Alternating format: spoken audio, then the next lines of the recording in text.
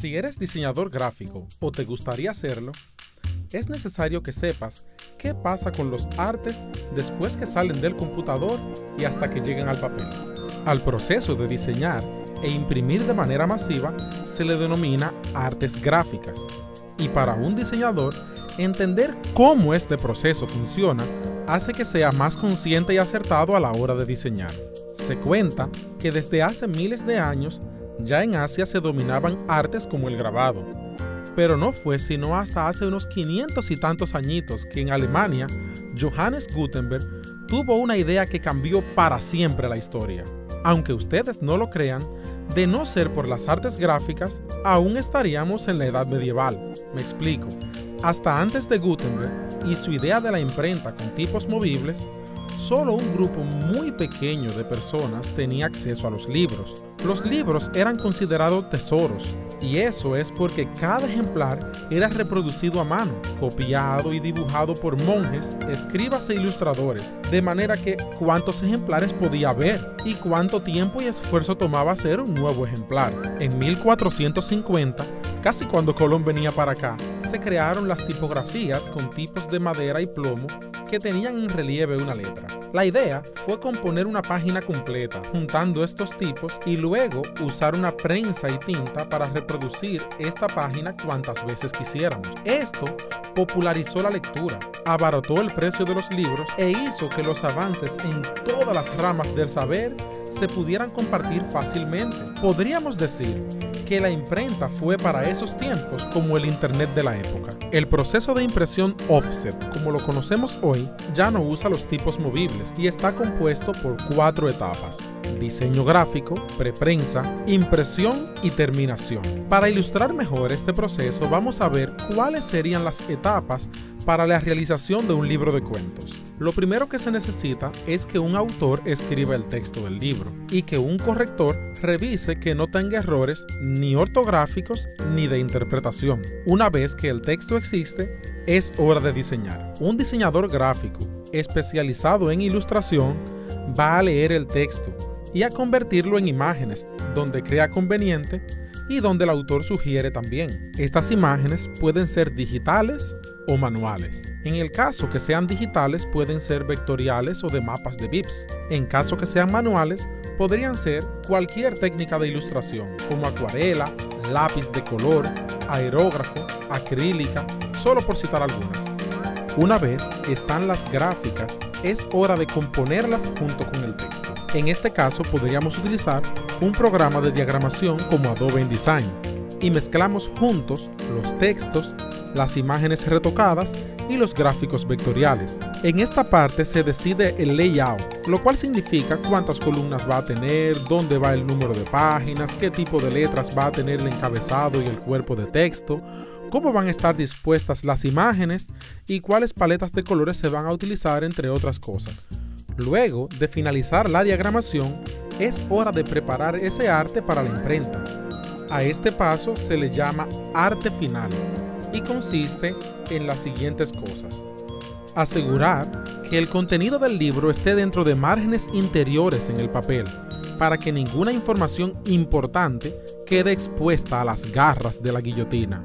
Hacer una revisión ortográfica de último minuto para que no se haya escapado ningún error, y convertir las letras de fuente a vector, para que al pasar el documento de una computadora a otra no se altere el diseño original de las tipografías. Por otro lado, debe asegurarse que todos los colores están en formato de impresión, que es CMYK, cian, magenta, amarillo y negro, y no en el formato nativo de los monitores, que es RGB, rojo, verde y azul. Esto incluye textos, fotos y gráficas. Además, se asegura que las imágenes estén en una resolución buena para imprimir. La resolución se expresa con 2 unidades de medidas, una para uso de pantalla y otra para uso impreso. La unidad de pantalla es píxel por pulgada. Eso es cuántos cuadritos con color, uno al lado del otro, caben en una pulgada. Usualmente se le llama PPI, Pixel per Inch en inglés. La unidad que expresa la calidad de imagen en la imprenta es líneas o puntos por pulgada. Esto, a diferencia de los de pantalla, son círculos en vez de cuadros, y también se les llama trama o halftones en inglés, y sus siglas son LPI, Line per Inch, o PPP, punto por pulgada en español. Según el papel en que se va a imprimir, se necesita más o menos puntos de trama. Para papel periódico, por ejemplo, se necesita entre 65 y 85 LPI o líneas por pulgada.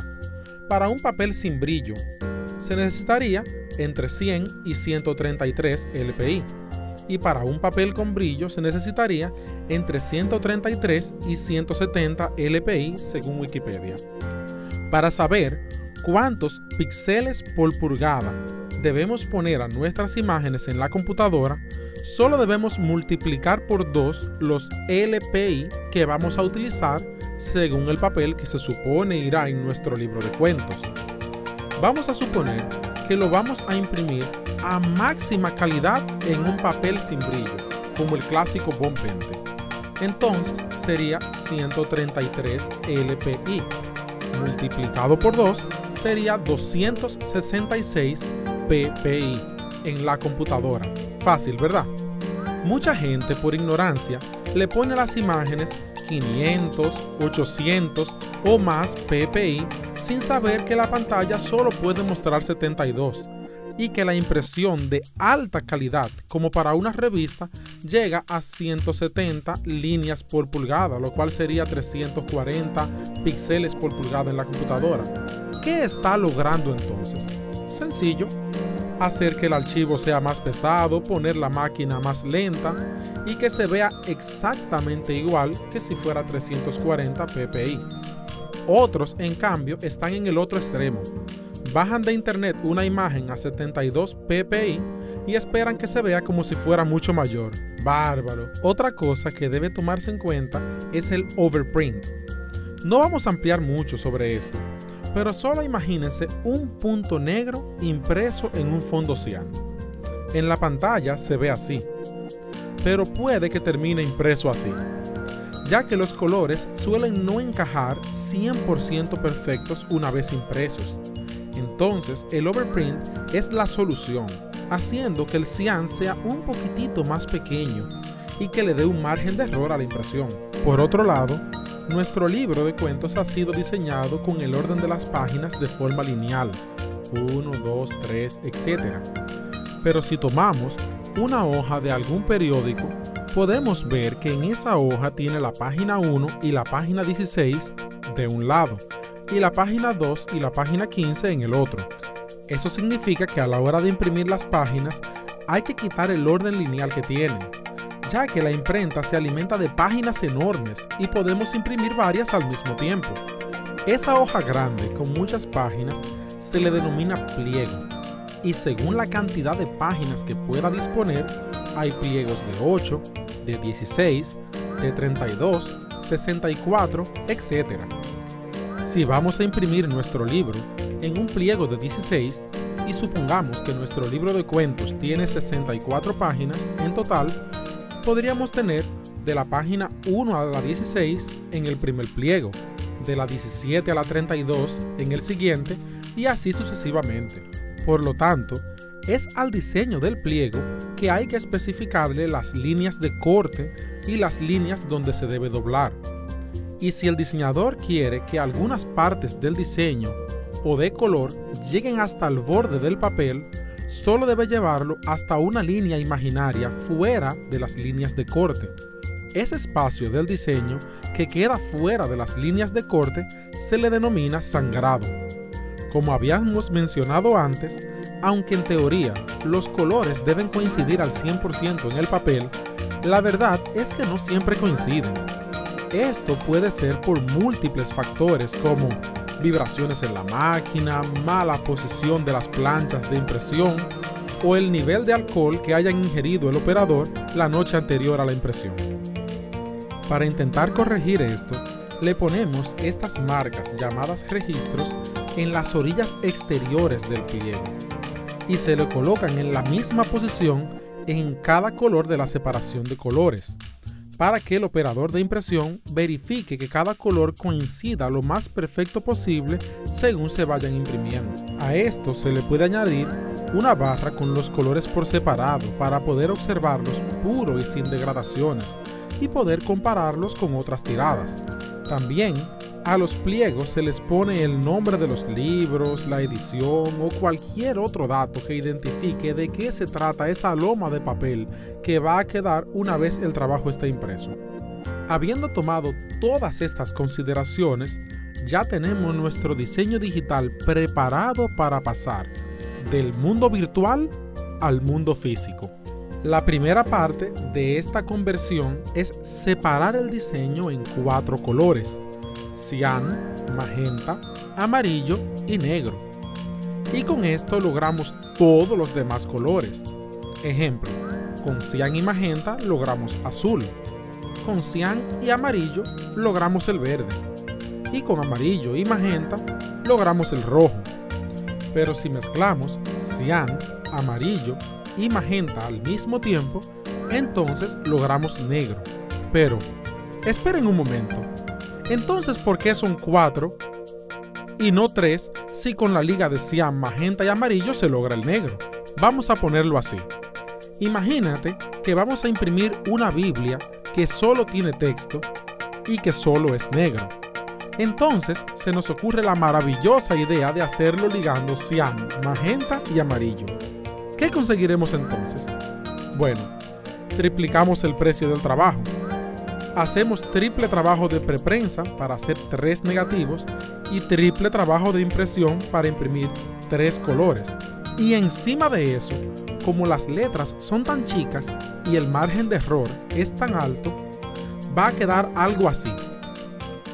Ahora, imagínate que todos los textos negros de los periódicos, revistas, catálogos, etc. se vieran de esa misma forma y que costaran 3 veces más. En teoría se puede vivir sin negro, pero la práctica lo colocó como uno de los 4 principales. Además de que le da acabado y contraste a las imágenes, ya que el negro mezclado de los 3 más bien termina siendo como una especie de marrón oscuro sucio.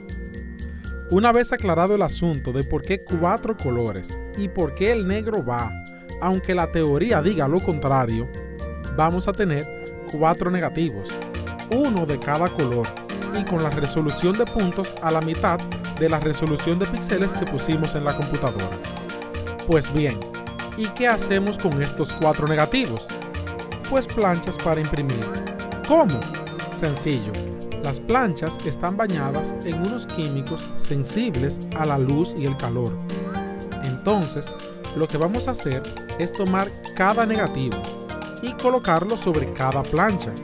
Y esas planchas a su vez ponerlas a broncear para que solamente se afecte donde el negativo le deje pasar la luz. Y con esto tendremos 4 planchas, una de cada color para imprimir un color a la vez sobre nuestro pliego de papel. Este proceso funciona de la siguiente forma. La parte que se quemó de la plancha queda grasosa, pero el resto no.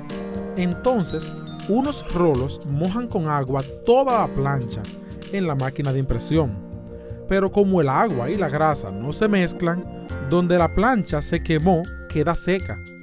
Entonces la máquina moja de nuevo la plancha, pero ahora con tinta del color que se va a imprimir. Pero la tinta es en base a grasa y no se pega en la parte de la plancha que está mojada, solo se pega en la parte afectada por el negativo. Entonces, el papel pasa por la plancha y la tinta se pega al papel para obtener nuestro primer color. Este proceso se repite con cada color por separado, revisando siempre entre color y color que las marcas de registro coincidan una encima de la otra y que los colores están quedando puros y limpios. Ya por último, los pliegos impresos se doblan según las marcas puestas en el paso de arte final y se cortan todas juntas en las marcas de corte, dejando fuera las partes del diseño que llegan hasta el borde, es decir, las partes sangradas. Y el contenido queda protegido del corte gracias a que el diseñador tuvo el cuidado de dejar un espacio razonable y prudente de margen entre el diseño y el borde del papel. Luego los folios, doblados y cortados, son pegados o cosidos y se le pega la portada y contraportada. ¡Y voilà! Ya nuestro libro de cuentos está listo para ir a la tienda. Así que la próxima vez que pases las páginas de un libro de cuentos, sabrás que no fue cuento todo lo que se hizo para que él sea una realidad. Este trabajo les ha llegado gracias a SDQ Training Center y un servidor Joel Combes. Hasta la próxima.